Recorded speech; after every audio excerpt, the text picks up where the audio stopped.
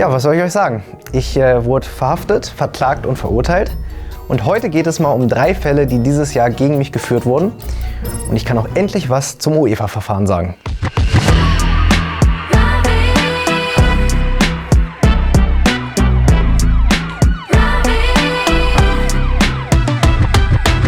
Im Hintergrund kann man ja vielleicht schon erahnen, um welche Verfahren es gleich geht. Denn diese coolen Metallposter habe ich bei Displayed entdeckt. Die kommen einfach mit einer Magnethalterung an die Wand. Folie abziehen, Magnet drauf, Display drauf, fertig. Kein Hämmern, kein Bohren, einfach Klebefolie abziehen, Poster drauf und das war's. Das Beste ist, du kannst die Motive auch jederzeit tauschen. Du nimmst einfach das eine Poster ab, ohne dass irgendetwas kaputt geht und kannst dann das zweite Poster einfach dorthin hängen und so kannst du auch mal zum Beispiel dein Wohnzimmer zum Gamingzimmer umfunktionieren. Displays werden übrigens in Europa hergestellt, das heißt kein Billigkram, sondern richtig hochwertige Qualität. Seit neuestem gibt es übrigens auch Custom Displays, das heißt man kann seine eigenen Fotos dort hochladen und dann werden sie als hochwertiges Metallposter gedruckt. Und ich finde, so schöne Erinnerungen kann man gar nicht schöner verschenken. Die Auswahl ist ohnehin riesig, denn es gibt über 2 Millionen verschiedene Artworks von Marvel und DC bis hin zu Videospielen wie Call of Duty oder auch Fußballvereinen und da habe ich zum Beispiel dieses Motiv hier von der Nationalmannschaft entdeckt. Ich habe mir direkt ein paar mehr Motive bestellt, weil ich es einfach feiere, je nach Raum oder Stimmung den Look zu ändern. Displays gibt es natürlich auch in verschiedenen Größen, aber die Magnethalterung, die bleibt immer gleich. Das heißt nicht nur nachhaltig, sondern auch schonend für dein Portemonnaie.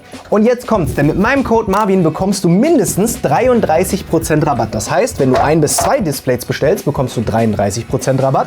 Solltest du 3 Stück bestellen, sind es direkt mal 38% und ab 4 Stück sind es sogar 40% Rabatt. Und denk dran, Weihnachten steht vor der Tür. Das heißt, Displays sind nicht nur das perfekte Geschenk, sondern sie sind auch in 4 bis 5 Tagen bei dir zu Hause. Wenn du auch Bock hast, schau gerne mal bei Displayed vorbei. Der Link ist natürlich wie immer in der Infobox oder du scannst einfach hier den QR-Code. Kurzer Rückblick ins Jahr 2024. Da war die EM in Deutschland und ich war live mit dabei beim EM-Eröffnungsspiel in München und zwar verkleidet als Maskottchen. Mein Ziel dabei war es natürlich, die Sicherheitslücken der UEFA zu zeigen. Und ich sag ganz ehrlich, das Ganze war ziemlich leicht. Angefangen hat es nämlich mit Arbeitsausweisen. Die ganzen Mitarbeiter haben die nämlich abfotografiert. Mit QR-Code, mit Namen und das fleißig auf Instagram und TikTok gepostet. Und ich sag mal so, ein Schelm, wer dabei Böses denkt, denn die kann man sich ganz einfach screenshotten, runterladen, billig auf Pappe kleben und damit kommt man dann auch ins Stadion. Hat zumindest mein Video bewiesen. Außerdem habe ich Paul als Undercover-Mitarbeiter zur Eröffnungszeremonie geschleust. Und ihr erinnert euch ja vielleicht noch an die Mitarbeiterausweise, die schon fleißig auf Instagram gepostet wurden. Die waren alle personalisiert mit Bild, QR-Code und Namen. Aber Paul hat uns geflüstert, dass einige der Mitarbeiter irgendwann nicht mehr zu den Proben gekommen sind, weil die Arbeitsbedingungen so mies waren. Und dann wurden da einfach irgendwann Blanko-Ausweise rausgegeben, ohne Namen, ohne Personalisierung. Und da hätte wirklich jeder Hans und Franz reingehen können. Oder ein sehr schönes Undercover-Maskottchen. Die ganze Aktion sah ja im Originalvideo relativ kurz aus. Was ist, wenn ich euch aber sage, dass wir die komplette erste Halbzeit plus Halbzeitpause im Stadion waren und dass wir davon noch eine Menge sehr, sehr schöne Aufnahmen haben, die ich euch heute zum ersten Mal zeigen kann. Warum das so ist, das sage ich euch gleich, aber schaut euch erstmal diese schönen Bilder an.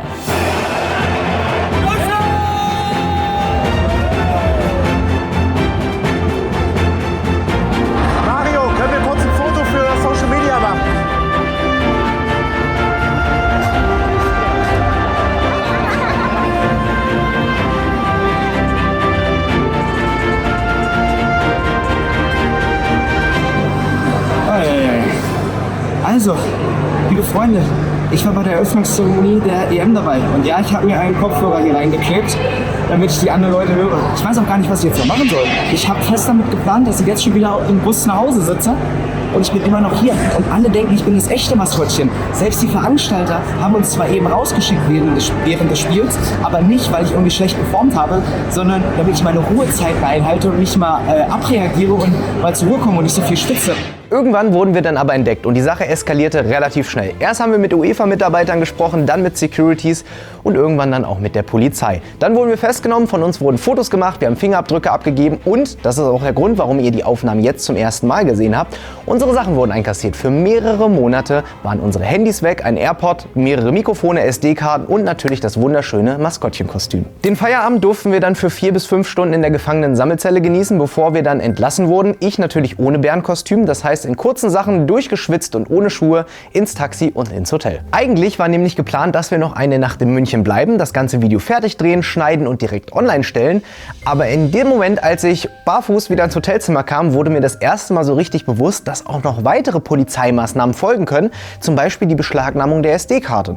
Wo geht's jetzt hin? Das darf ich dir leider nicht sagen, weil ich wurde darauf hingewiesen, dass eventuell unsere Telekommunikation überwacht werden könnte. Und dass die Polizei hier vorbeikommen könnte. Deswegen fahren wir jetzt irgendwo hin. Kurz nachdem wir in Berlin waren, ist auch schon die erste Post ins Haus geflattert, denn wir haben kurzerhand eine Unterlassung von der UEFA bekommen. Die wollten nämlich auf Biegen und Brechen verhindern, dass dieses Video online geht. Und den einzigen juristischen Strohhalm, den sie wohl gesehen haben, ist das Urheberrecht. Das heißt, sie waren der Meinung, dass sie das Urheberrecht an der Spielwiese, an den Katakomben, am Stadion haben. Mein Anwalt hat dann darauf geantwortet, nö, habt ihr nicht. Und vor Gericht haben sie es dann auch nicht gebracht, weil sie wohl selber gemerkt haben, dass das ein bisschen affig ist. Das Video ging dann also online und war innerhalb von kürzester Zeit sogar auf Platz 1 der YouTube-Trends. Problem ist nur, das ist da innerhalb von einer Stunde auch wieder ratzfatz verschwunden. Und ich habe mich schon gewundert, bis mir ein Vögelchen von YouTube gezwitschert hat, dass die UEFA auch da angeklopft hat und mal gefragt hat, YouTube, wir sind doch Best Buddies, wollt ihr das Video nicht lieber löschen und runternehmen? Zum Glück hat sich YouTube auf diese Diskussion nicht eingelassen und das Video ist bis heute Gott sei Dank online. Eine Sache, die diese Aktion auch zur Folge hatte, mit der ich so nicht gerechnet habe, ist, dass sich 3 große Werbepartner von mir getrennt haben, weil sie Angst vor der UEFA hatten.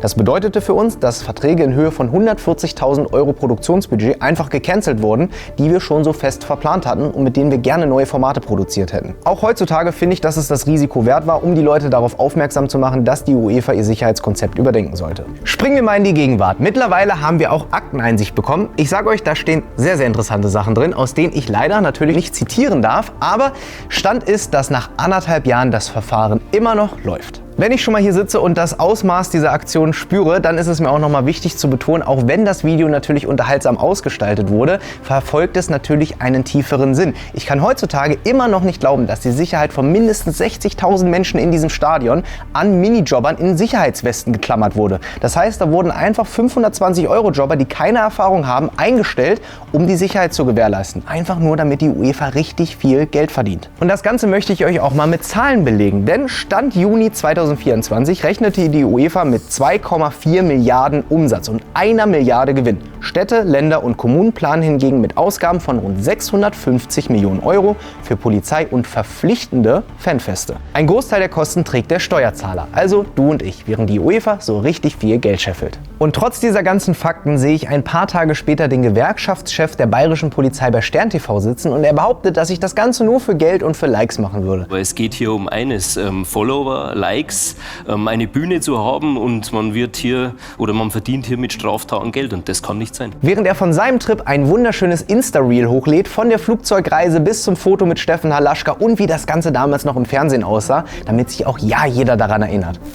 Und ein paar Tage später bezeichnet er mich dann noch in einem Zeitungsinterview als Spinner. Mein Freund und Helfer. Und trotz des ganzen Stress bin ich mir sicher, dass diese Aktion auch etwas bewirkt hat. Denn ich weiß aus sicherer Quelle, dass das Video auch bei einer offiziellen Sicherheitsschulung der DFL gezeigt wurde. Das heißt, für die neue Bundesliga-Saison sind die Stadien und die Sicherheitsmitarbeiter geschult. Und das ist doch eigentlich, was wir alle wollen. Viele Tore, gute Spiele, aber natürlich auch ein sicheres Gefühl in den Stadien. Bevor es weitergeht, ein kleiner Aufruf in eigener Sache, denn wir suchen dringend Unterstützung im Bereich Kamera, Schnitt und Redaktion. Das heißt, wenn ihr Bock auf Ärger mit der Justiz, einen Doktortitel und ein Bundesverdienstkreuz habt, dann meldet euch gerne. Natürlich mit einer kleinen Bewerbung und Arbeitsproben, damit wir auch wissen, mit wem wir es zu tun haben. Link in der Infobox oder einfach eine Mail an info@marvinwildhage.de und dann unterhalten wir uns bald face to face und wir gucken, ob ihr genauso keck und frech seid wie wir alle. Das zweite juristische Verfahren, das dieses Jahr gegen mich geführt wurde, betrifft unser Baufusch-Video. Endlich wurde ja mein Haus fertiggestellt, dabei gab es viele Probleme und auch das haben wir festgehalten. Man sieht jetzt hier, während der Bauphase war die Tür nicht richtig geschützt. Wir haben hier mit Bauschaum abgedichtet, hier aber nicht mehr. Das große Manko an der Geschichte ist, dass bei einer 30.000 Euro Garage nicht vorausgesetzt werden kann, dass jeder daran denkt, dass diese Garage mit einem elektrischen Rolltor auch eine Stromzufuhr braucht. Man sieht es an den Löchern da drüber, die habe ich fabriziert und Natascha bessert gerade die Misere aus. Habt ihr Tipps, liebe Community? Helft mir. Helfen Sie diesem traurigen Mann und diesem traurigen Dackel. Eigentlich war unser Ziel, eine Reportage darüber zu machen, wie unsauber viele Baufirmen in Deutschland arbeiten. Ich meine, ich habe selbst damit Erfahrung gemacht, ich habe sehr viele Nachrichten dazu bekommen und das wollten wir einmal beleuchten. Bei der Recherche ist uns dann aber aufgefallen, dass viele Baufirmen in Deutschland sogar systematisch die Bauherren betrügen. Und das hat uns richtig fuchsig gemacht. Beim folgenden Fall muss ich aber tatsächlich etwas vorsichtig sein, wie ich die Dinge formuliere, weil es sonst ganz schnell justiziabel werden kann. Was wir aber gefunden haben, ist eine Hausbaufirma aus München, die augenscheinlich ihre Kunden seit mehreren Jahren systematisch abzocken soll. Und dabei schaffen sie es über Jahre hinweg, das ziemlich gut zu verstecken. Der Verkäufer, der Vertriebler von der Firma ist ein enorm guter Verkäufer. Er hat uns sehr, sehr viel versprochen, erzählt, wie alles gut läuft. Das Einzige, was uns jetzt im Nachhinein stutzig gemacht hat, ist, dass es eigentlich gar nicht so viele Referenzobjekte gab. Es gab nur eins, was wir selbst nicht gesehen haben, aber sonst war es wirklich primär nur, sagen wir mal, erzählen. Wir sind dem Ganzen dann natürlich nachgegangen und haben relativ schnell bemerkt, dass wir uns in einem immer tiefer werdenden Rabbit Hole befunden haben. Denn mittlerweile konnten wir mit unzähligen Betroffenen sprechen, zahlreiche Dokumente sehen und haben auch Fernsehberichte von vor 10 Jahren darüber gefunden. Wir haben uns Gerichtsurteile angeschaut, wir haben mit ehemaligen Mitarbeitern dieser Firma gesprochen und die haben bei uns den Verdacht erweckt, dass nicht alle von diesen erstaunlich guten Google-Bewertungen echt sein sollen. Ich habe eine Frau ausfindig machen können, die auch zufälligerweise der Isahaus GmbH eine 5-Sterne-Bewertung gegeben hat. Also mir selber sind die kein Begriff. Ich habe auch mit der Firma nichts zu tun, habe nicht gebaut. Also wo auch immer das herkommt, ich kann es mir auf jeden Fall nicht zusammenreimen. Irgendwann hat sich für uns ein Puzzle zusammengesetzt und wir waren uns sicher, diese Firma aus München ist dubios, die verdienen sich eine goldene Nase und deren Bauherren verlieren all ihr Erspartes. Wir haben diese ganzen Dokumente aufgearbeitet und unseren Film öffentlich gemacht. Dass mich diese Veröffentlichung später aber 6.000 € für Anwalt und Gericht kosten sollte, damit habe ich zu dem Zeitpunkt damals noch nicht gerechnet. Nach dieser Veröffentlichung passierte etwas, womit ich nicht gerechnet habe, womit ich auch nichts zu tun haben möchte, denn kurze Zeit danach sank der Google-Eintrag von dieser Firma von 5,0 Sternen auf 1,0 Sterne. Mittlerweile gibt es diesen Google-Eintrag nicht mehr und ich bin mir sicher, dass die Mitarbeiter und Geschäftsführer dieser Firma ein paar unruhige Nächte wegen unseres Films hatten, denn es hat auch nicht lange gedauert, bis direkt 2 Abmahnungen ins Haus flatterten. Und das kurz zur Einordnung. Eine Abmahnung ist quasi ein Schreiben, das mir zugestellt wird. Da soll ich dann unterschreiben, dass ich den Inhalt runternehme, die Inhalte nie wiederhole und natürlich die Anwaltskosten bezahlen soll. In unserem Fall kamen direkt 2, einmal vom Geschäftsführer höchstpersönlich und einmal von der Firma. Insgesamt sollte ich Anwaltskosten in Höhe von einmal 10.000 € Gegenstandswert und einmal in Höhe von 30.000 € Gegenstandswert zahlen. Uiuiui, ganz schön teuer dieser Anwalt, aber auch eine wahre Berühmtheit, denn laut seines Wikipedia-Eintrags soll er schon einige berühmte Personen vertreten haben, so zum Beispiel den türkischen Präsidenten Erdogan in der Böhmermann-Affäre, einige Rechtsextremisten und sogar einen Holocaustleugner. Sehr sympathisch. Ich habe die von uns geforderten Unterlassungserklärungen natürlich nicht unterschrieben und habe schon gedacht, das war's, jetzt habe ich wieder Ruhe. Aber nichts da. Innerhalb kürzester Zeit wurden wir von Isahaus angeklagt, nämlich vor dem Landesgericht von München. Konkret wollte man uns 3 Äußerungen verbieten. Und da ging es wirklich nur um Korinthenkackerei. Da ging es darum, wann wurde Firma A zu Firma B, welche Firma wurde wann irgendwann verkauft. Und so mussten wir 2 von 3 Äußerungen rausschneiden, mussten 6.000 € für Anwalt und Gericht bezahlen. Aber in unseren Kernaussagen, worum es uns eigentlich in diesem Film ging, die wurden nie angefochten. Scheinbar hat das ja doch Substanz. Das betrifft unter anderem die Verträge, die mit ungewöhnlich hohen Abschlagssummen vor Fertigstellung des Rohbaus geschrieben werden. Üblich sind eigentlich 40 bis 50%. Auch nicht angefochten wurde unser Rechercheergebnis, dass Isahaus und Saalehaus auffällig gute Google-Bewertungen von 4,9 Sternen hatten, wobei da vermutlich viele Fake-Profile bei waren, die an einem Tag völlig random in ganz Deutschland Unternehmen bewertet haben. Außerdem wurde laut MDR der Geschäftssitz mehrfach verlegt und laut dem Handelsregister wurde auch der Geschäftsführer auffällig häufig gewechselt. Mutmaßlich, um die Ermittlungen zu erschweren und die Spuren zu verwischen. Und dieses System läuft augenscheinlich seit 10 Jahren ungehindert weiter. Bedeutet also, bis auf die 2 rausgeschnittenen Aussagen ist unser Video weiterhin online und unsere grundlegenden Aussagen, die ich gerade nochmal wiederholt habe, sind richtig. Mutmaßlich. Bevor Sie noch einen Brief schreiben. Das dritte Verfahren, das 2025 gegen mich geführt wurde, handelt von 2 Videos aus dem April. Damals habe ich probiert, mir die bekanntesten Preise der Welt zu ergaunern und dafür habe ich mir eine kleine Website erstellt und mich als fiktive Agentur ausgegeben und dann die Hersteller der bekanntesten Preise der Welt angeschrieben und ich habe einfach behauptet, hey, wir vertreten hier einen Preisträger, dessen Trophäe leider gestohlen wurde. Wir brauchen bitte eine zweite Variante. Und ehe ich mich versah, hatte ich die Zusage, ein Echo im Namen von Waititi zu bekommen und 1.700 € später und ein paar Wochen warten, hatte ich ihn in der Hand, den letzten Echo der Geschichte. Und als ob das nicht schon genug war, gab es dann noch direkt das Bundesverdienstkreuz und den Deutschen Filmpreis dazu. Ich habe übrigens bei allen 3 Preisen vor der Veröffentlichung des Videos probiert, die natürlich zurückzugeben. Ich habe probiert, TC von Waititi zu erreichen. Ich habe versucht, das Bundesverdienstkreuz am Schloss Bellevue zurückzugeben. Und auch beim Filmpreis hatte ich die Mühe, Frederick Lau zu erreichen. Letzteres hat sogar geklappt, dazu aber gleich mehr. Erstmal gingen die Videos online und die Presse hat sich natürlich entrüstet gezeigt darüber, dass so ein Einfallspinsel wie ich es geschafft hat, unter anderem die wichtigste deutsche Auszeichnung zu bekommen. Und sie haben sich natürlich zu Recht gefragt, warum wird das nicht mehr geprüft? Außerdem gab es noch eine offizielle Aufforderung des Bundespräsidialamts, aber die wurde mir nie zugestellt. Die habe ich auch nur über die Medien erfahren, denn da schreiben sie, es wurden Vorkehrungen getroffen, um einen unrechtmäßigen Erwerb unter Täuschung künftig auszuschließen. Der Hersteller habe außerdem zugesichert, den durch Täuschung unberechtigt erlangten Orden von Herrn Wildhage zurückzufordern. Ja, und dann ging es weiter, dass ich insgesamt 3-mal probiert habe, das Bundesverdienstkreuz zurückzubringen am Schloss Bellevue. Und ich sag's euch, wie es ist schwieriger, das Bundesverdienstkreuz zurückzubringen, als es zu erhalten. Zurück zum Filmpreis, den ich im Namen von Frederick Lau entgegennehmen durfte, für schlappe 1.600 €. Und dank eures Spams hat er sogar mein Video gesehen und wir haben uns dann getroffen. Ich konnte ihm die Trophäe überreichen und es war mega entspannt. Spielst du Musik ein eigentlich? Ja, bestimmt irgendwas Dramatisches im Hintergrund. Der Deutsche Filmpreis für die beste männliche Nebenrolle in die Welle gehört dir. Also ich habe sie mir nur ermogelt. Wunderbar, ich danke dir vielmals. Soll ich jetzt eine Rede halten? Ja, gerne, wenn du spontan was drauf hast. Das Schöne ist, wenn man sich die Originale anguckt, da bin ich ziemlich viel am Stammeln, da war ich auch noch ein bisschen jünger. Aber ich danke natürlich Marvin, der ganzen Jury, für diesen bezaubernden Preis in Gold. Und mal gucken, was ich damit anstellen werde. Als Buchbeschwerer vielleicht. Das ist eine gute Idee. Ja, wenn man sagt, es gibt so einen schönen Spruch, was man über Preise sagt. Der heißt, Preise sind wie Hämorrhoiden, irgendwann bekommt da jeder Arsch. Ja, true. Auch ich habe ja einen bekommen. Nein, aber jetzt nochmal Butter bei die Fische. Ja. Ich hoffe, du nimmst mir das nicht krumm. Nee, überhaupt nicht. Ich finde sowas großartig. Ist ja auch quasi eine schauspielerische Leistung. Dann lass uns doch gucken, dass wir irgendwie was Feines damit anstellen. Wie du möchtest. Lass uns mal darüber reden. Gerne. Ja. Trotzdem gab es ein paar Wochen später Post, nämlich vom Ministerium für Kultur. Und die schreiben Folgendes. Aufgrund der Vorspiegelung falscher Tatsachen haben sie bei der Firma X unberechtigterweise eine Lola-Statuette erworben. Hiermit wird der zugrunde liegende Vertrag wegen arglistiger Täuschung angefochten.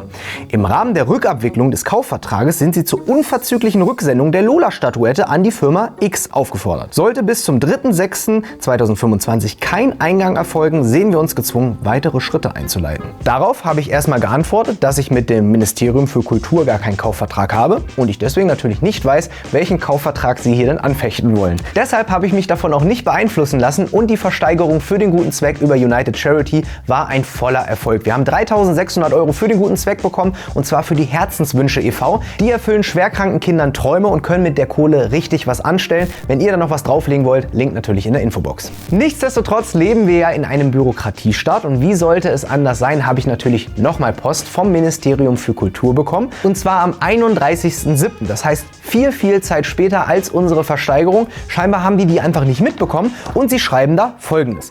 Sehr geehrter Herr Wildhage, mit Schreiben vom 28. Mai 2025 wurden Sie zur Rückgabe der unberechtigterweise erworbenen Lola-Statuette an die Firma X aufgefordert. Darüber hinaus ist uns bekannt geworden, dass Sie beabsichtigen, gemeinsam mit Herrn Frederick Lau die Lola-Statuette zu versteigern und den daraus erzielten Erlös dem gemeinnützigen Verein Herzenswünsche e.V. spenden zu wollen. Wir weisen Sie ausdrücklich darauf hin, dass der zugrunde liegende Vertrag wirksam angefechtet wurde und rückwirkend nichtig ist. Eine rechtmäßige Versteigerung der Lola-Statuette war somit nicht möglich. Doch, war möglich, ist ja genauso passiert. Sie schreiben weiterhin, ungeachtet der rechtlichen Bewertung ist für BKM von Interesse, ob der von Ihnen angekündigte gemeinnützige Zweck realisiert wurde. Vor diesem Hintergrund sind Sie aufgefordert, bis zum 15. August den Verbleib der Lola-Statuette zu informieren und die konkrete Höhe des Erlöses mitzuteilen. Also fassen wir nochmal zusammen. Ich gebe mich ohne sein Wissen als das Management von Frederick Lau aus und bekomme den Deutschen Filmpreis zugestellt. Bezahle dafür 1.600 €, also Ware bezahlt, es kommt niemand zu Schaden. Frederick Lau sieht das Video, findet's lustig, wir treffen uns und versteigern den Preis für einen guten Zweck und erzielen dabei auch noch 3.600 € für den guten Zweck. Nichtsdestotrotz meldet sich das Ministerium für Kultur viel zu spät, als das alles schon gelaufen ist, möchte den Vertrag anfechten, die Statue zurück, mir mein Geld zurückgeben, das Geld soll nicht an den guten Zweck gehen und sie machen sich damit komplett zum Löffel. Deswegen habe ich auf deren Briefe auch nie geantwortet. Wenn ihr mal in so einer Situation wie ich seid, dann kann ich euch nur eins raten, lasst ein Abo hier auf dem Kanal da, das würde mich sehr supporten und dann sehen wir uns schon bald wieder. Bis dahin macht's gut. Tschüssi!